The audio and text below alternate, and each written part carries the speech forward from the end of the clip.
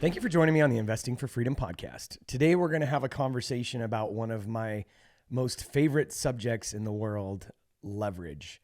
Now, leverage can be a tricky subject. Some people have a fierce spirit of independence and self-sufficiency. These individuals typically insist on paying for everything with cash and doing everything themselves. And there's even some gurus out there who basically promote this. They don't want to have to rely on anyone else for their success. I admire people like this, actually. I've been business partners with some people like this in the past and know quite a few of them. They're self-starters. They get things done. I was very much like this from a very young age. Then I discovered the power of leverage, and my career and financial paths have taken off in ways that I had never imagined. So what is leverage? In business, for example, leverage is something or using something to maximum advantage, either through internal or external resources. For the independent-minded and self-sufficient, using leverage doesn't mean a sign of weakness. Instead, it can indicate acknowledgement of one's strengths and maximizing your potential by using the resources around you. For example, a good story is the Roman Empire maximizing its army's prowess and military success by leveraging the ingenuity of its engineers who devised innovative weapons such as catapults. They had some other weapons as well. Don't even know how to say it, like trebuchets or something like that. I had to look it up.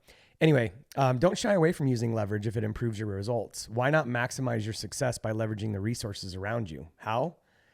Through my own experiences, I've discovered 3 of the most useful ways for leverage or for using leverage in the world of business and investing to maximize success. Number 1, money. Number 2, expertise. And number 3, time. So let's talk about money. Most people can't buy a home with cash, so they use what money they do have for a down payment, and then they leverage the banks to obtain a mortgage for the balance. Since high school, I've been involved with real estate in one form or another, first in construction, then with development and investing. I learned early on that without leverage, the financial resources of others like commercial banks, I couldn't acquire or develop the type of commercial properties essential for my portfolio. There's a thing out there that we like to talk about. In fact, I have a course coming up. It's called the Real Estate Accelerator, where we're going to talk about leverage a lot and different ways to leverage. But a big part of how I built my portfolio early on was seller financing. But even with bank financing, most investors can't acquire commercial cash flowing properties independently. What options do they have? Financial leverage is not limited to bank financing. If you think about leverage uses what you have and maximizes it by using other resources to accomplish your goals. So how can an investor use leverage benefit from a commercial property? By leveraging the capital of other investors in a pooled investment like a syndication or a private investment fund. Pooled investors' funds and bank financing obtained by the fund can be used to acquire a commercial property. None of the individual investors could have acquired on their own, right? So through the power of financial leverage, your $50,000 or $100,000 of investment capital pooled with other investor capital is suddenly able to benefit from cash flow and appreciation of a $10 million asset, an asset that no individual and investor would be able to acquire with just their own resources. And even if they could, why would you want to? Because in order to really boost returns, if you just think about this conceptually, by putting debt on a property, I get asked this all the time, like, Mike, why would I bring investors in? Well, if you can go get the property on your own, maybe you don't need to, but at some point in time, there's economies of scale by pulling money together and leveraging other investor capital. But then ultimately, I can't even get my mind around why people wouldn't want to, use financing, especially at the current interest rates. I mean, interest rates are half of what inflation is. And we've been saying this for years. The government has been underreporting inflation for a while. And now we're seeing that, inflation's being reported at 6 or 7%. So what is it actually? It's probably even higher than that. But even if it's 6 or 7%, if you can get a commercial loan at 4%, you're basically making money by borrowing money. It's crazy. Not even just on the property, but just by leveraging the debt. So if you're borrowing at 4% and inflation's 6 or 7, you're making 2 to 3% on that money just by putting it into an asset. And I think we all know that, as inflation rages out of control, asset prices are probably just going to continue to rise, but who knows? So you can leverage the expertise of others to participate in asset segments and geographic locations you wouldn't be able to do on your own. The wealthy have been leveraging the expertise of others for decades by partnering with them in a co-investment through syndications or private equity funds. By doing this, they can create a recession-proof income and appreciation from a diversified portfolio.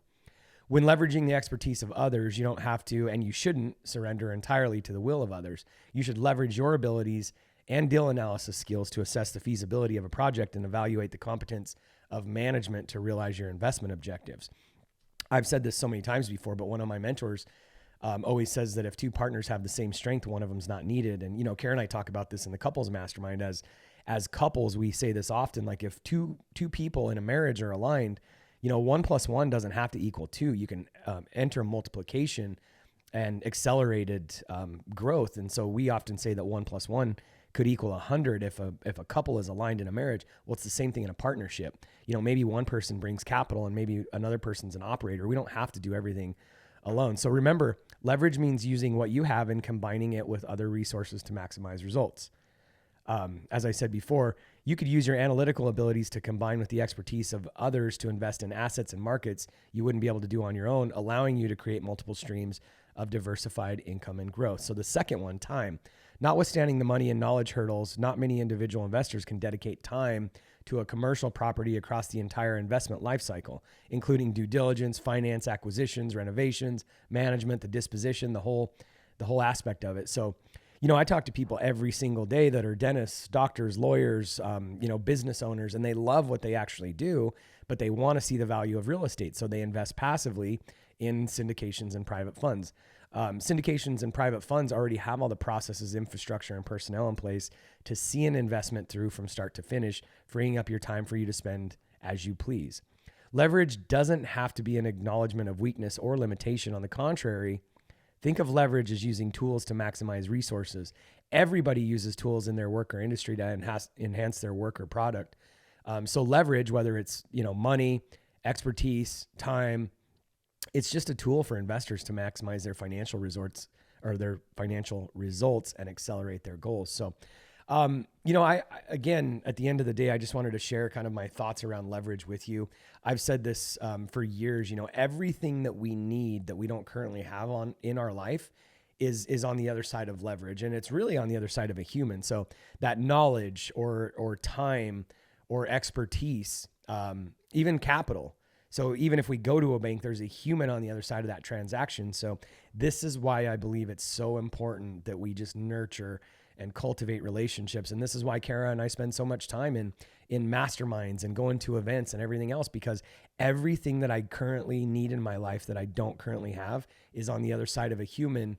And I just need to learn to ask, or I need to meet somebody new that I don't currently know in my life. And so this is why, if you follow us or listen, this is why we spend so much time networking and connecting with people and going to events, because everything is on the other side of a human, and you need to leverage somebody else's time, skill set, expertise, money, etc., to change whatever it is in your current life. So anyway, hope that helps. Go out there and make it great.